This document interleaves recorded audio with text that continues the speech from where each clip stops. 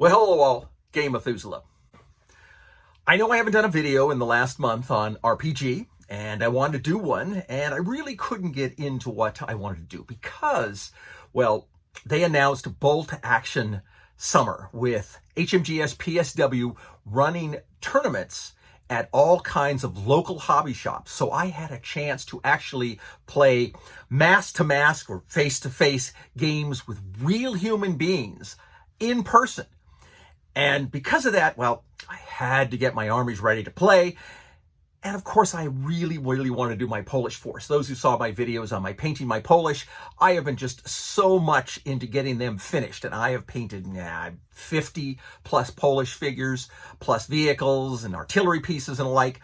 And then, of course, while I was doing that, I thought, well, I should work on my 8th Army as well. So I've been working on my Desert Rats and getting them all prepared and fixed up, because even though I had a lot of them painted, they were mismounted. Well, while I was doing that, I thought, well, I really want to work on getting my Finns ready, since when I'm going to be done with the 8th Army and the Polish force, I want to start working on my Finnish troops. You might see a pattern here of what I run. And it's sort of also what I've talked about in running games. I tend to like the underdogs. I tend to like the forces that everyone dismisses, the armies that didn't win, the people that no one thought much of.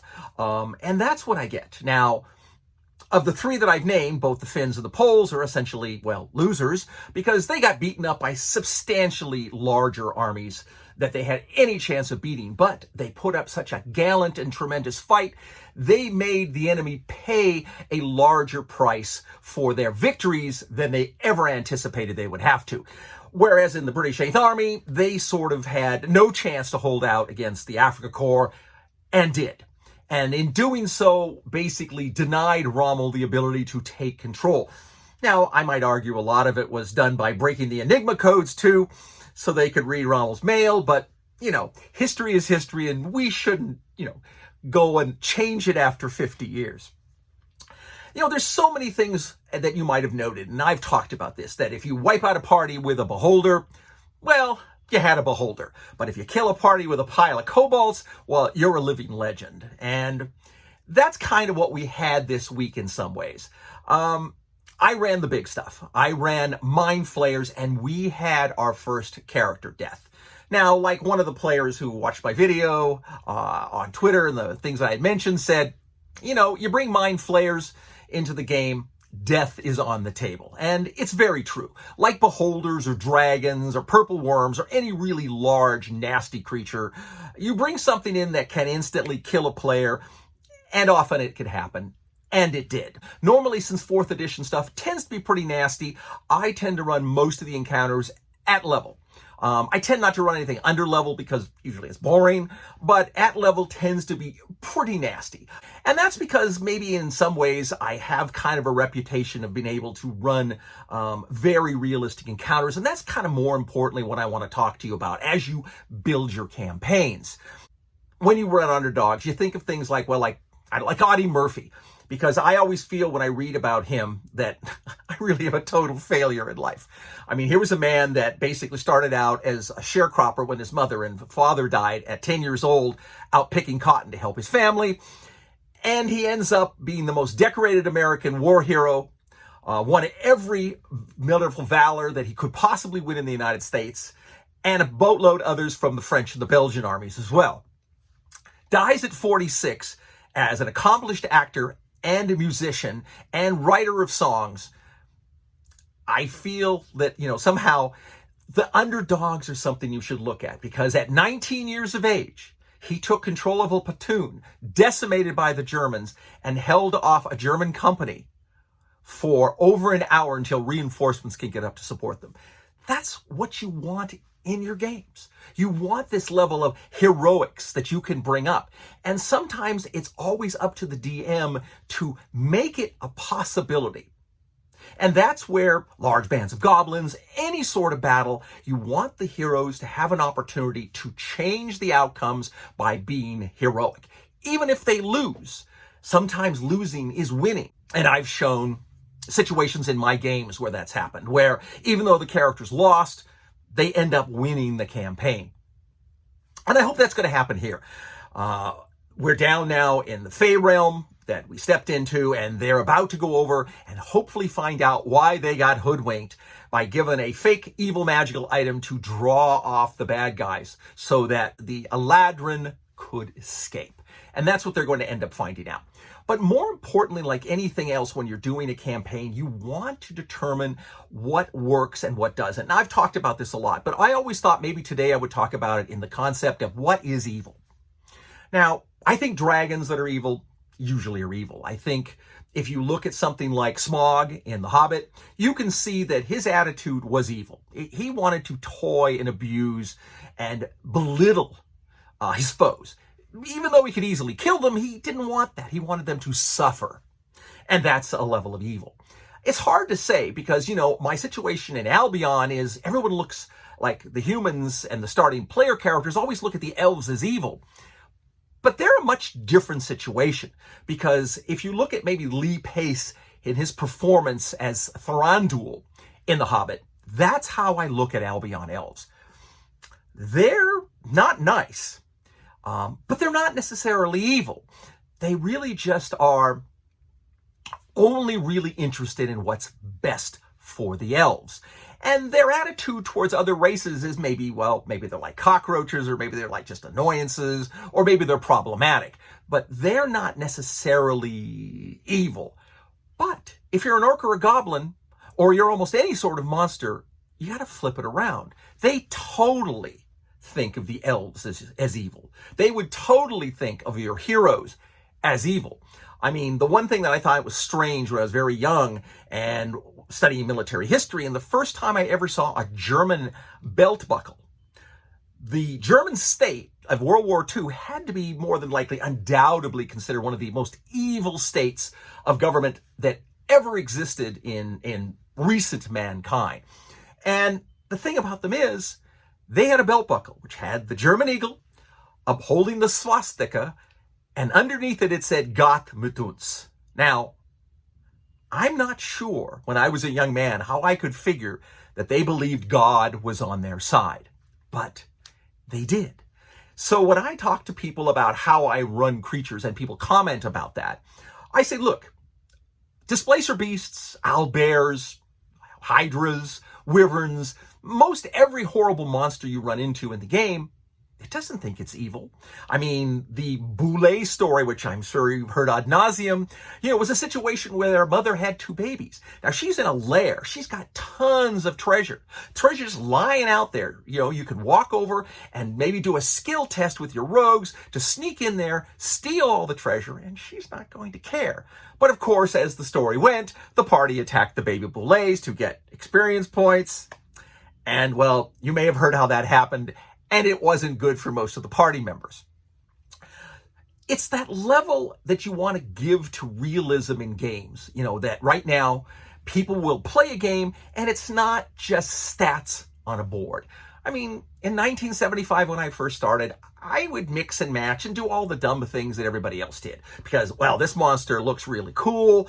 Or maybe the only thing I have painted, well, it's going to be here, and next door it's going to be skeletons, and then there's going to be a gelatinous cube, and you go round and round, and it make no sense at all. And you'd fight them to the absolute end. There was no concept then of realism. But people were basically what is considered now murder hobos, and it was just a matter of having the ability to play. That's changed by me a lot. More and more now, I want the games driven by the players, like what's going on in my campaign now. Where do you go from here? Given what has happened, given what you've seen, given what the parameters of your mission is, given as you'd like to find out why people screwed you over by giving you a bogus magical item so everybody in the 9 planes of hell have been trying to get a hold of you and get this item from you. That's what happens, and that's what makes games great. And it's tough. I mean, when my campaign started, we're playing with my buddy Steve, and he's mostly run modules. And most of the players he's run with have run modules. And most of the new players that came into the game are fairly new, and they've more likely played only modules. And so they're used to coming in, not necessarily even being prepared, just sitting down at the table, excited to play and roll dice, kill monsters, and they're waiting for you to unfold a story. And most people do that, and I can do it.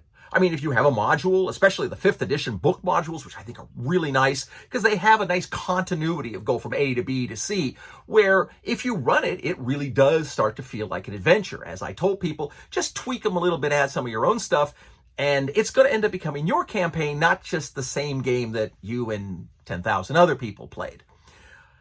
And the players are now starting to get into it. They're starting to see things that are bigger than themselves and problems that they're going to have to deal with outside of that normal parameter of just sitting down on a Friday night, rolling dice and killing monsters, collecting treasure, and at some point, the campaign will run out. I don't want that. I want the players being the thing that drives the story. If my starting story in my mind that I've written down ends up being the finale of our campaign, I failed. I mean, the game should evolve and change and become somewhat different every time it's played because the players are changing the outcome by saying, we don't want to do this. We want to go over here and do that. And that we think will be better at fulfilling the overall requirement for a great victory for us. And that's what you want as a game master. You want them all part and parcels. Your players have to be totally involved in getting your game going. Now, if you're new, I know this sounds very daunting, but the thing that I think is kind of a secret, and something was said at the table the last couple times, and I don't like it, but it's kind of nature of new players. Don't help the DM. It's him versus us, but it's not. The DM is the weaver of the story. I often tell people, especially new DMs, if you're not the most experienced person with the rules here, let the person who's most experienced with the rules run the game. Now, we have a new DM who ran 3 adventures, did a fabulous job, and we didn't let him run the mechanics. We basically helped him run the game. At some point, he'll feel comfortable and he'll run it. But it's like I tell players when they sit down with a character and they're saying, well, can my shaman do this, or can my guy do that, or can this guy do whatever? I said, I don't know. It's your character. You read it. I mean, I've already read everything else. I shouldn't have to be responsible to tell you how to run your character as well.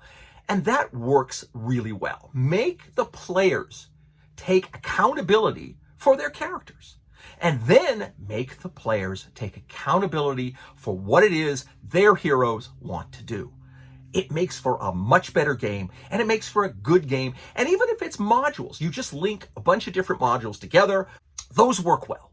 Just embellish them a little bit. You can always change things or fix things or modify things or add to them or subtract. Make things tougher if the players are really good. Make things a little easier if the players are pretty new. And those will make your campaign both unique and yours, because the players will realize that they were instrumental in whatever the outcome is. They weren't just coming along, following along, and were just sort of NPC in your story. So as you look now, the world is opening up and gaming is becoming something again that I think people are going to be doing face to face, even though I know a lot of people now have become very good at using the Roll D20 and the fantasy grounds to run games. In fact, I was really thrilled to see that my buddy Matt Colville, by the time this is seen, he's already run it. He's running 4th edition game now on Fantasy Ground. And I think that's awesome because both he and I loved 4th edition and thought it was a really great way to play the game. With just some new additions that came out of 5th edition, like I said, use the advantage, disadvantage rules out of 5th edition and 4th, I think it really adds to the game. But the great thing about 4th edition, beyond I think it just being better all around, is the fact that it has the best DMG for how to run adventures on the fly, because it's so very simple. But the whole thing is, the game is up to you. The system you use is irrelevant. If you're playing 5th edition or 4th edition or 3rd edition, or if you're replaying Fantasy Trip or RuneQuest, it doesn't make any difference. The game system does not dictate the great value of your RPGs. If you're running modules in any system, change them up, modify them, clean them up, do what Matt did, reskin them, and you'll be able to have a campaign that will be noteworthy and memorable because you're going to have the players drive where the story goes. even if they just think they're driving the story. As I told you, I always generate 3 adventures up front in a new campaign. And if the players say, we don't want to go into this adventure, we want to run over here and see what's in this ruin, well, I have a ruin adventure. Now, it may have been not the ruin adventure, but I've got it, and it looks like a ruin, and I can modify it up enough to make it a ruin, and now it fits into the niche. So even if I wasn't prepared, I seem prepared. You want to be prepared, but just the fact that if you're good enough, and once you learn it enough, and once you've done it enough, you'll be so prepared that you can easily, fluidly run whatever the players want. And once you learn how to be able to modify things out of a DMG, or just have enough monsters in your little 3x5 box ready to go so you can pick and choose, pull them out, they're in the ruin, boom, you have an adventure. And it'll work. In running your own campaign, this tends to be the biggest thing. What is the motivation? What is the reality of your game? How do monsters fit in? You know, they're not necessarily evil, they're just sort of neutral hungry. The megalomaniacs who lead the orcs and the goblins into some major battle against the humans, it doesn't necessarily make the orcs and goblins evil. I mean, they don't likely are, but that's because they're sadistic. But really what it is a matter of their being led by something truly evil. Normally, minions, they're dupes. They don't know any better. They usually get hauled in because that's what the leader has. He uses them. He fills their minds with situations of, this is what is important. You know, it's like for the fatherland, for the motherland. What the totalitarian Germans and Russians both taught their people to do was, your life was less important than the state. And if you can convince anyone to believe that, then you have the power over them. And they will do anything. My friend Steve once said that, you know, people will do almost anything, commit any atrocity, kill any number of people, and destroy their neighbors if they just have a good mythology. And as sad as that is, sometimes, as you can see in the world, it's true. People will climb into planes and run them into a bunch of civilians because they're told those civilians are really terrible. And if they buy it, that's what happens. I mean, the Turks wiped out buckets of Armenians pre-World War I. Why? They didn't like their religion. They needed it for some motivation. They wanted their crap, and the best way to do it was make them a bad guy, which is kind of what the Germans did to the Jews. That's it. It's how bad guys are run in your campaign. And, you know, these examples don't make any difference. You have to decide whether it's some undead lord and he wants to dominate, White Walkers from Game of Thrones, or a wonderful bad guy. And a way to look at evil in a manner that is so different, because are they evil? Or are they just so self-motivated and they could care less about anything breathing, that they're just going to do what they do? There's really no alignment. They don't care. That's how you build your campaign. You build it on however you perceive the bad guys, whatever way you perceive, whatever minions they're utilizing for their end, and then how the heroes will decide to pick and choose which way the campaign is going to flow. Really, truly unique and fabulous campaign, because when players can overcome an implacable evil, they'll realize that they've done something, and that as that great story is shared just amongst those few people, it'll be something that within that group lives on till they're, well, my age. I cannot tell you how many stories I have of tremendous games that we have played that I have just loved the outcome, whether I won or lost, lived or died, it doesn't matter. The fact that we had maybe the greatest story and we shared it all together and were able to produce something that's really fabulous is why I have stayed in role-playing for 4.5 decades. Make it the best you can. Make it as simple as you can and as understandable as you can, and then let the players run with it. And be prepared, because they're going to change the game for you, but that will make you more agile in the future for becoming a better and better and better game master in all the types of role-playing games, and even board games and miniature games you played. And then you'll have your own and best campaign. So I hope it's a little assistance to you. I'll try to be a little more frequent on getting some videos out here on RPG, but I got to tell you, I'm still enjoying the heck out of painting up my bolt action forces. So until we have a chance to speak again, fight me, devils, fight, for I hate peace. You guys be safe out there, and hopefully we can enjoy a little bit more freedom, and game on.